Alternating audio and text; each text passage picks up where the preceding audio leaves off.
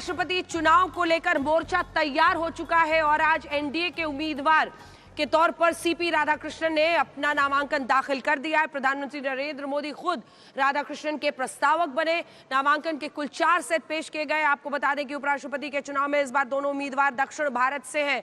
उधर से सुदर्शन रेड्डी हैं जो कि इंडिया गठबंधन की तरफ से उम्मीदवार बनाए जा रहे हैं, वो आंध्र प्रदेश के हैं। तो इधर तमिलनाडु से आने वाले सीपी राधाकृष्णन ने अपना नामांकन दाखिल कर दिया है। दाखिल जब वो कर रहे थे नामांकन, तो न सिर्फ प्रधानमंत्री नरेंद्र मोदी उनके पहले प्रस्तावक बने, उनके साथ पूरा बीजेपी का कुनबा था, जिसमें रक्षा मंत्री राजनाथ सिंह, गृह मंत्री अमित शाह, जेपी नड्डा और नितिन गडकरी थे। बल्कि एनडीए की भी एकजुटता दिखाने के लिए वहां पर तमाम नेता मौजूद थे, जिसमें ललन सिंह और संजय झा जेडीयू की तरफ से, चिराग पासवान एलजेपीआर की तरफ से, जीतन राम मांझी मौजूद थे, अनुप्रिया पटेल मौजूद थी, टीडीपी के भी नेता मौजूद थे, सभी नेता वहां पर मौजूद थे। और इस बीच आपको बता दें, दूसरी तरफ से नामांकन दाखिल होने के लिए थोड़ा सा इंतजार करना होगा। लेकिन बड़ी तस्वीर अगर आप देखिए, पलड़ा भी भारी है, चांस भी सीपी राधाकृष्णन का है कि वो उपराष्ट्रपति बनेंगे। लेकिन इस बार दिलचस्प ये है कि दक्षिण भारत में एक संदेश दिया जा रहा है दोनों पक्षों की तरफ से। हिमांशु,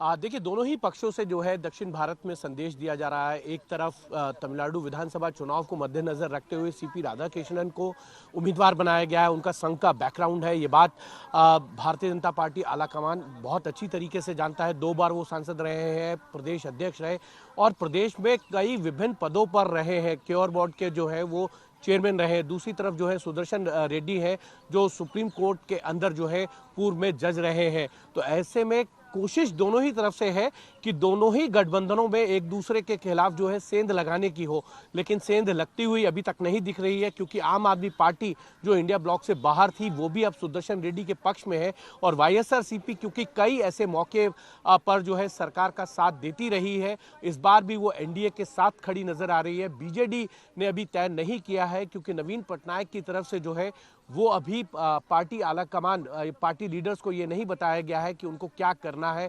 किसके समर्थन में वोट करना है या किसके खिलाफ वोट करना है, या फिर तटस्थ रहना है एब्स्टेंट रहते हुए। क्योंकि आपको याद होगा अंजना, जब वक्फ अमेंडमेंट बिल आया था लोकसभा में, तो बीजेडी के बहरहाल कोई सांसद नहीं है, लेकिन राज्यसभा में 7 सांसद हैं और तब पार्टी की तरफ से ये कहा गया था कि पहले व्हिप लाई जाएगी इस बिल के खिलाफ, वक्फ बिल के खिलाफ।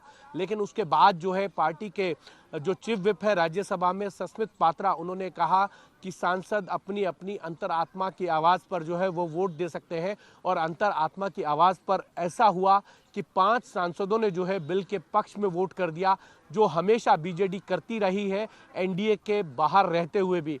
तो इस बार भी कहीं उम्मीद भारतीय जनता पार्टी को यही है कि बीजेडी जो है वो एक बार फिर से जो है अंतरात्मा की आवाज़ पर जो है वो वोट करने का आह्वान कर सकती है। और यही कोशिश भारतीय जनता पार्टी की है कि इंडिया ब्लॉक के तो नहीं, लेकिन इंडिया ब्लॉक के बाहर जो अन्य दल है, छोटे दल हैं, चाहे वो वाईएसआरसीपी है, वाईएसआरसीपी के 4 लोकसभा में सांसद हैं, 8 सांसद जो हैं वो राज्यसभा में है। तो इन 12 सांसदों का समर्थन मिले, बीजेडी का समर्थन मिले, इंडिपेंडेंट सांसदों का उनको समर्थन मिल जाए, ये कोशिश भारतीय जनता पार्टी और एनडीए की है।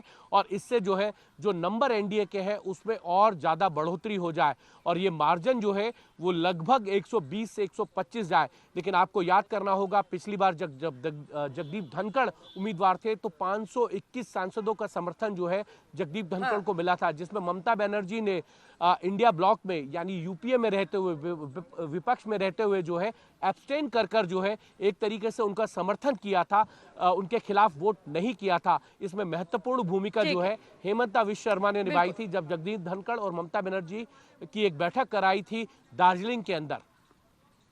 ठीक है।